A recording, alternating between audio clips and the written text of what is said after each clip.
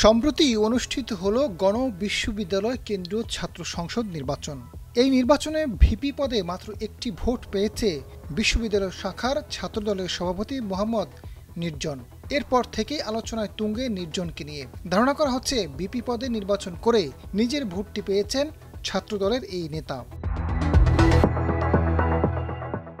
বৃহস্পতিবার রাতে গোকসু নির্বাচনের ফলাফল ঘোষণা করেন নির্বাচন কমিশনার মোহাম্মদ রফিকুল আলম।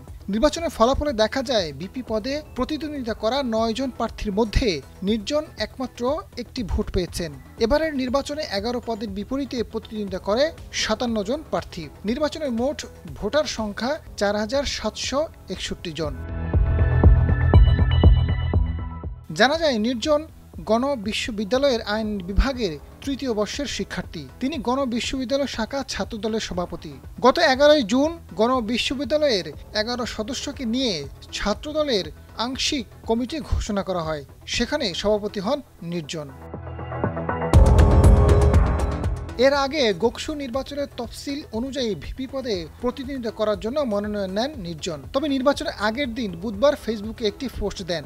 তিনি জানান, ব্যক্তিগত ও পারিবারিক সমস্যার কারণে গোকসু নির্বাচন থেকে প্রার্থিতা প্রত্যাহার করেছেন। এ বিষয়ে নির্বাচন কমিশনার বরাবর আবেদনও করেন। নির্জনের দাবি, নির্বাচন কমিশনার ভুলবশত ব্যালট পেপারে তার ব্যালট নাম্বার ছাপিয়েছে। তার শুভাকাঙ্ক্ষীদের এ বিষয়ে অবগত করার জন্য তিনি ফেসবুকে পোস্ট করেছেন। জানা গেছে, গোকসু নির্বাচনের তফসিল অনুযায়ী গত ১১ সেপ্টেম্বর মনোনয়ন প্রত্যাহারের শেষ দিন ছিল। এরপর ১৪ সেপ্টেম্বর চূড়ান্ত প্রার্থীদের তালিকা প্রকাশ করা হয়। এই তালিকায় মোহাম্মদ নির্জনের নাম রয়েছে। আজাদ ফারুক, ডেস্ক রিপোর্ট, সময়ের আলো।